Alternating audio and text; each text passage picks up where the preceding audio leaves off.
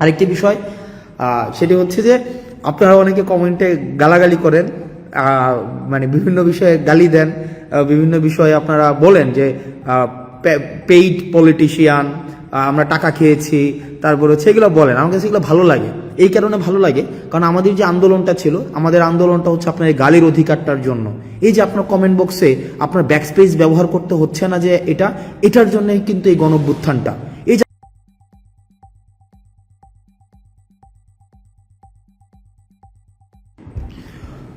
আসসালামু আলাইকুম সবাইকে, আমাকে স্পষ্ট শুনতে পাওয়া যাচ্ছে আশা করি। কিছুক্ষণ আগে ঢাকা মেডিকেল কলেজে একটি অপ্রত্যাশিত ঘটনা হয়েছে। আমরা শুনতে পেয়েছি যে ঢাকা মেডিকেল কলেজে যারা ডাক্তার রয়েছেন তাদের উপর একটা অতর্কিত হামলা হয়েছে। আমরা যখনই বিশ্ববিদ্যালয়ের শিক্ষার্থীরা এই খবরটি আমাদের কাছে এসেছে যে বিশ্ববিদ্যালয়ের একটা রোগী যারা ছিল তাদের মধ্য থেকে হয়তো কেউ অপ্রত্যাশিতভাবে মারা গিয়েছে, তখন একটা সংক্ষুব্ধ পক্ষ ডাক্তারদের উপরে অতর্কিত হামলা চালায়।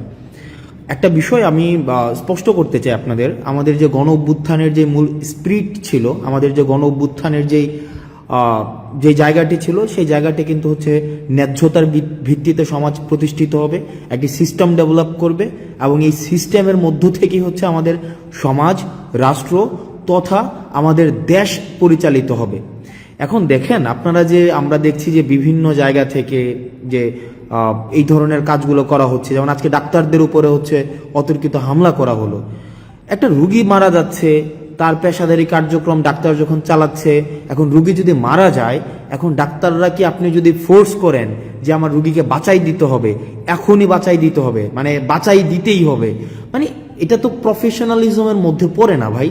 মানে এটা কেমনে সম্ভব যে আপনার ডাক্তারদের মতো করে কাজ করতে দেওয়া উচিত। আমি যদি তাকে ফোর্স করি, আমি দেখেছি আমরা বেশ অনেক দিন এই আন্দোলন পরবর্তী সময়ে, দীর্ঘ সময় আমরা হচ্ছে হসপিটালে ভিজিট করেছি, সেখানে দেখেছি যে ডাক্তাররা কি পরিমাণ নিরলসভাবে পেশাদারিত্বের সাথে তারা হচ্ছে কাজ করার চেষ্টা করে। এখন আমি যদি ডাক্তারদেরকে ফোর্স করি যে আমার একটা রুগী এখনই আপনাকে বাঁচাই দিতে হবে, এখনই তাকে সুস্থ করে তুলতে হবে, এখনই আপনাকে তাকে ওষুধটা দিতে হবে, এখনই কাটা ঘা শুকাই দিতে হবে, এটা তো সম্ভব না। মানে এটা তো সিস্টেম না ভাই, এটা তো প্রফেশনাল জায়গার মধ্যে তো এটা যায় না, প্রফেশনালি এটা এভাবে ডিল করে না। প্রফেশনাল জায়গা, ডাক্তারদের বিষয়টা ডাক্তাররা বুঝবে, শিক্ষকদের বিষয়টা শিক্ষকরা বুঝবে, ইঞ্জিনিয়ারের বিষয়টা ইঞ্জিনিয়ার বুঝবে, আমাদের যেই প্রফেশন সেই প্রফেশনের বিষয়টা তারা বুঝবে। এখন আমরা যদি তাদেরকে এভাবে ফোর্স করি, যেমন আজকে ডাক্তারদেরকে যেভাবে পিটানো হইলো, ডাক্তারদের তাদের কাছ থেকে যেভাবে বের করে দেওয়া হইলো, এটা কি একটা ইতিবাচক কোন ইমপ্রেশন ক্রিয়েট করছে আপনি বলেন? আমি যতই এখন বলি এটা ছাত্ররা করে নাই, আমরা করি নাই, এ করে নাই, সে করে নাই, আমরা পিলো পাসিং করলাম, ব্লেম গেম করলাম, এটা এর উপরে দোষ চাপাইলাম, তার উপরে দোষ চাপাইলাম, কিন্তু এটা তো নাগরিকের উপরে দায়টা বর্তায়, মানে এটা কিন্তু আমাদের উপরে দায়টা বর্তায়। দেখেন আন্দোলনটা আমরা করেছিলাম, গণঅভ্যুত্থানটা আমরা করেছিলাম, সেক্ষেত্রে এই দেশটাকে সঠিকভাবে পরিচালনা করার যেই দায়িত্বটা সেটাও কিন্তু আমাদের উপরে আছে। এখন আপনারা যদি ডাক্তারদের উপরে এভাবে আক্রোশমূলকভাবে এভাবে চেপে বসেন, এভাবে ডাক্তাররা কিন্তু তাদের পেশাদারি আচরণ করতে পারবে না, মানে নেভার, কোনোভাবেই সম্ভব না ডাক্তাররা তাদের পেশাদারি আচরণ করতে পারবে। সেই জায়গা থেকে আমি যারা ডাক্তার রয়েছে তাদের কাছে, ঢাকা মেডিকেল সহ অন্যান্য মেডিকেলের যারা ডাক্তার আছে, আমি ব্যক্তিগতভাবে আমি খুবই লজ্জিত, এবং আমি আপনাদের উপরে আজকে যেই হামলাটা হয়েছে সেটার আমি যারা আইন শৃঙ্খলা রক্ষাকারী বাহিনী রয়েছে আমি তাদের প্রতি অনুরোধ জানাবো তারা যেন যথাযথ ব্যবস্থা নেয়, এবং আমরা আমাদের জায়গা থেকে সেটি নিয়ে কথা বলবো। আমরা নিশ্চিত করতে চাই যে ডাক্তাররা তাদের পেশাদারি জায়গায় তারা নিজেদের মতো করে তাদের যে প্রফেশনালিজম, সেই প্রফেশনালিজমটা প্র্যাকটিস করতে পারবে। হঠাৎ করে এসে আমি ডাক্তারকে সাজেস্ট কেন করব? ফর এক্সাম্পল আমি পেশেন্ট, আমার ভাই পেশেন্ট, আমার বন্ধু পেশেন্ট, আমি তো তাকে সাজেস্ট করার প্রয়োজন নাই, তাকে তার মতো করে কাজটা করতে দেই। তাকে তার মতো করে কাজটা যদি আমি না করতে দেই, সেটা কিন্তু একটা প্রবলেমেটিক একটা সিচুয়েশন ক্রিয়েট করে, ডাক্তারদের জন্য এটা খুবই প্রবলেম। আমি যদি ডাক্তারকে প্রতিপক্ষ বানাই, শিক্ষককে প্রতিপক্ষ বানাই, ইঞ্জিনিয়ারকে প্রতিপক্ষ বানাই, আমি যদি এভাবে প্রতিপক্ষ শুধু বানাতেই থাকি, দিন শেষে আমি আসলে দেশটা কাদেরকে নিয়ে পরিচালনা করব? আমাদের জন্য দেখেন এই ব্লেমগুলো কিন্তু আমাদের উপরে আসবে, আমাদের উপরে আসবে। এখন তৃতীয় পক্ষ, চতুর্থ পক্ষ, পঞ্চম পক্ষ, এই যে পক্ষ আমরা দোষ দিতে পারবো, এই পক্ষের উপরে দোষ দিতে পারবো, ওই পক্ষের উপরে দোষ দিতে পারবো, আমরা এভাবে করতে পারবো, আমরা এভাবে করতে পারবো, কিন্তু আলটিমেটলি কিন্তু এটা সলিউশনে যাবে না। এই কারণে আমরা এই যে ব্লেম গেমিং না করে ডাক্তারদের কাজটা ডাক্তারদেরকে করতে দেই, শিক্ষকদের কাজটা শিক্ষকদের করতে দেই, প্রশাসনের কাজটা প্রশাসনকে করতে দেই, পুলিশের কাজটা পুলিশকে করতে দেই, রাজনীতিবিদদের কাজটা রাজনীতিবিদদের করতে দেই। আমরা সেটিই চেয়েছিলাম, কারণ আমরা দেখেছিলাম যে ফেসিস্ট সরকারের সময় সব কাজ হচ্ছে গণভবন থেকে নির্ধারিত হতো। ফেসিস্ট যে গভর্নমেন্টটা ছিল, এই গভর্নমেন্ট কি করেছিল, এই গভর্নমেন্টের সময় সব সময় গণভবন থেকে হচ্ছে তার কাজগুলো নির্ধারিত হতো। কিন্তু আমরা চেয়েছিলাম এভাবে না হোক, আমরা চেয়েছিলাম কি decentralisation of power. Decentralisation of পাওয়ারের মধ্য দিয়ে কি হবে, যার কাজটা সেই করতে পারবে, ডাক্তারদের কাজ ডাক্তাররা করবে, রাজনীতিবিদের কাজ রাজনীতি করবে, তারপরে হচ্ছে মিডিয়ার কাজ মিডিয়া করবে।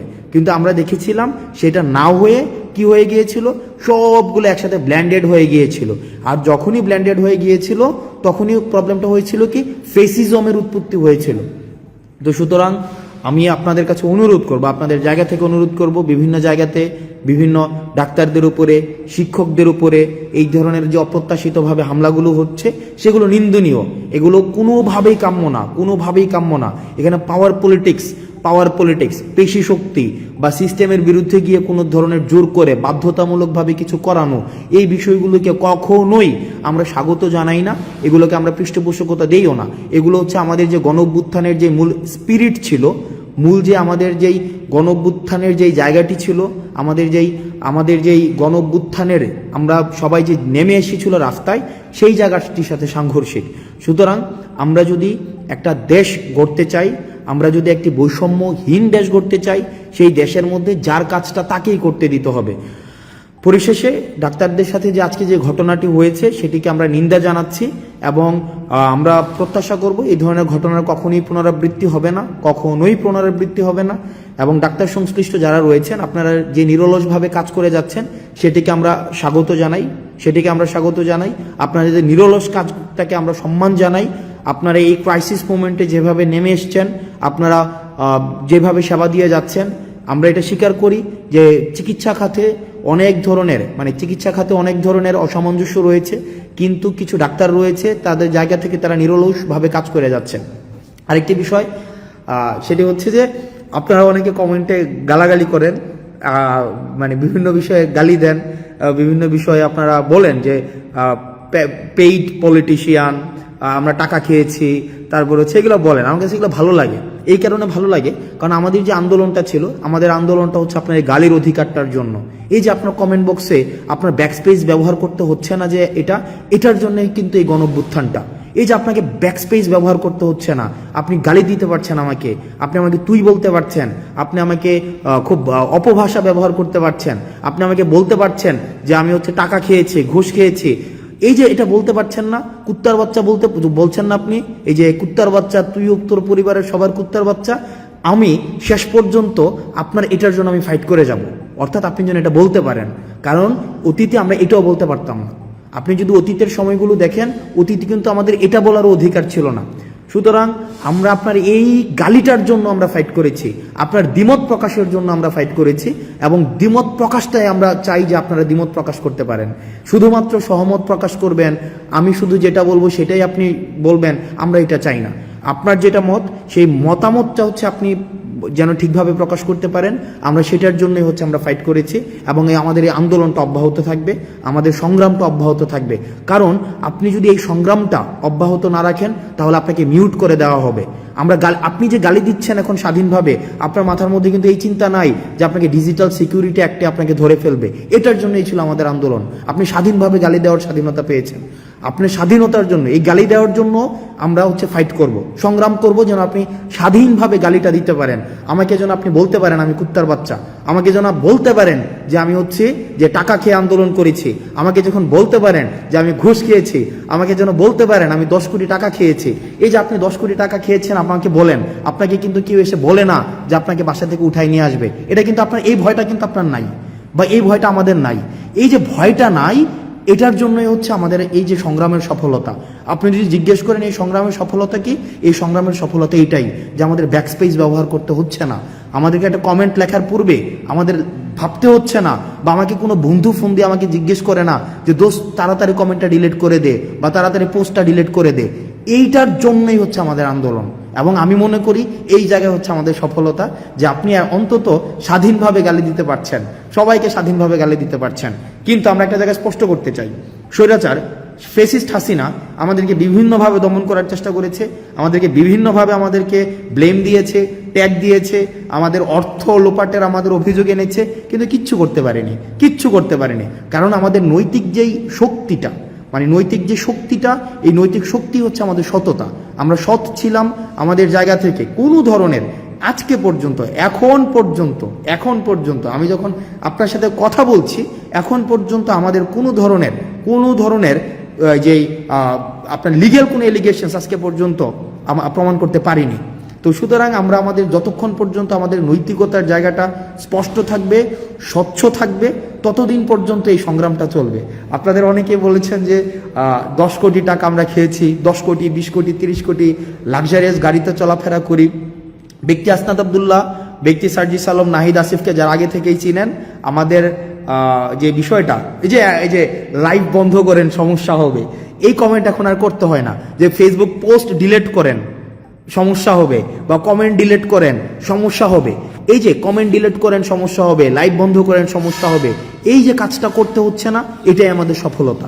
এই যে আজকে মানে আমি বিশ্বাস করেন, আপনারা যখন কমেন্টে গালি দেন, আমি মনে করি যে না ফাইন, এটার জন্য আমরা ফাইটটা করেছি, যে আমরা অ্যাটলিস্ট স্বাধীনভাবে আমরা গালি দিতে পারি, অ্যাটলিস্ট স্বাধীনভাবে আমার মত প্রকাশ করতে পারি। কেউ এসে আমাকে ফোন করে বলছে না যে কমেন্টটা ডিলিট করে দাও যে তোমার সমস্যা হবে, বা পোস্টটা ডিলিট করে দাও তোমার সমস্যা হবে, বা লাইভটা বন্ধ করে দাও তোমার সমস্যা হবে, বা লেখাটাকে মুছে ফেলো তোমার সমস্যা হবে। এটার জন্যই মূলত হচ্ছে আমরা আন্দোলনটি করেছিলাম। এখন এই আন্দোলনের সংগ্রামের এই স্পিরিটটি যদি ধরে রাখতে চাই, তাহলে আপনাদের মাথায় রাখতে হবে চাঁদাবাজদের বিরুদ্ধে দাঁড়াতে হবে, অন্যায়ের বিরুদ্ধে দাঁড়াতে হবে, যারা পেশাদার তাদের কাজটা তাদেরকে করতে দিতে হবে, যারা লেখক তাদেরকে লিখতে দিতে হবে, যারা মিডিয়া কর্মী তাদেরকে স্বাধীনতা দিতে হবে, যারা চিকিৎসক তাদের চিকিৎসা করার স্বাধীনতা তাদের মতো করে দিতে হবে, যারা ইঞ্জিনিয়ার তাদের কাজটা তাদের মতো করতে দিতে হবে, যারা শিক্ষকদের কাজটা শিক্ষকদের মতো করতে দিতে হবে। সেখানে যদি আমরা হস্তক্ষেপ করি, তাহলেই কিন্তু সেটা স্বাধীনতা পরিপন্থী, তাহলেই কিন্তু এটা সংগ্রাম পরিপন্থী। আমরা ঠিক যে আমরা মত প্রকাশের স্বাধীনতার জন্য আন্দোলন করেছি, দ্বিমত প্রকাশের স্বাধীনতার জন্য আন্দোলন করেছি, আমরা প্রত্যেকটা মানুষের তার কাজ যেটা সেটা স্বাধীনতার জন্য আন্দোলন করেছি। এই আন্দোলনের স্পিরিটটা যেন নষ্ট করতে না পারে আমাদের বিভিন্ন উপলক্ষ তৈরি করার মধ্য দিয়ে, সেটির জন্য আমাদের সব সময় সচেতন থাকতে হবে, সব সময় সচেতন থাকতে হবে। কারণ মনে রাখতে হবে যে আমাদের যে অর্জনটি হয়েছে, এই অর্জনটি হচ্ছে প্রাথমিক অর্জন। এই অর্জনের ধারাবাহিকতাটি যদি আমরা রক্ষা করতে চাই, এই ধারাবাহিকতা রক্ষা করার জন্য আমাদের লড়াইটি সেটি হচ্ছে চলমান, এবং আমাদের লড়াইটিকে অব্যাহত রাখতে হবে। আমরা আমাদের জায়গা থেকে সামাজিকভাবে যেই প্রবলেমগুলা অ্যারাইজ করেছে, আমাদের এখন সোশ্যাল কিছু প্রবলেম অ্যারাইজ করেছে, চাঁদাবাজি বেড়ে গিয়েছে, বিভিন্ন জায়গায় হচ্ছে পদত্যাগ করানো হচ্ছে, বিভিন্ন জায়গায় দেখছি আমরা সিস্টেমের বাইরে গিয়ে বাধ্য করা হচ্ছে বিভিন্ন পদত্যাগ করানোর জন্য। এইসব বিরুদ্ধে আমাদের কথা বলতে হবে, সামাজিকভাবে কথা বলতে হবে। এখানে এমন না যে এটা নেতা নির্ভর, একজন নেতাই কথা বলবে, প্রত্যেকের জন্য ওপেন ফ্লোর। তবে দয়া করে কেউ হচ্ছে কোনো ধরনের বিশেষ সুবিধা আদায় করার জন্য, কোনো ব্যক্তি সুবিধা আদায় করার জন্য নিজের এই পরিচয়টাকে আপনারা হচ্ছে বাজে কাজে ব্যবহার করবেন না। সবাই ভালো থাকবেন, সুস্থ থাকবেন, এবং হচ্ছে এই যে গালি দিচ্ছেন আপনারা বিভিন্ন জায়গায়, এই গালি অব্যাহত থাকুক। কারণ এই গালিটাই নিশ্চিত করে যে আমাদের প্রাথমিক অর্জনটি আমাদের হয়েছে, আন্দোলনের যে প্রাথমিক যে অর্জন সেটি হয়েছে এই গালি নিশ্চিত করে। কারণ আপনি গালি দিতে পারছেন এই আন্দোলনের কারণে, দ্বিমত প্রকাশ করতে পারছেন আন্দোলনের কারণে। আজকে আপনি ব্যাকস্পেস ব্যবহার করতে হচ্ছে না আন্দোলনের কারণে, কমেন্ট ডিলিট করতে হচ্ছে না আন্দোলনের কারণে, আপনি যা ইচ্ছা তা পোস্ট করতে পারছেন আন্দোলনের কারণে, আপনি লিখতে পারছেন আন্দোলনের কারণে, আপনি বলতে পারছেন আন্দোলনের কারণে, আপনি প্রশ্ন করতে পারছেন আন্দোলনের কারণে, আমাদেরকে জবাবদিহিতার মধ্যে রাখতে পারছেন তাও আন্দোলনের কারণে। সুতরাং আন্দোলনটি আমি যতই বলি না কেন, বিভিন্নভাবে বিতর্কিত করার চেষ্টা করা হোক না কেন, আমাদের প্রাথমিক সফল আমরা হয়েছি, তবে সেটির ধারাবাহিকতা অব্যাহত রাখতে হবে। সালামু আলাইকুম।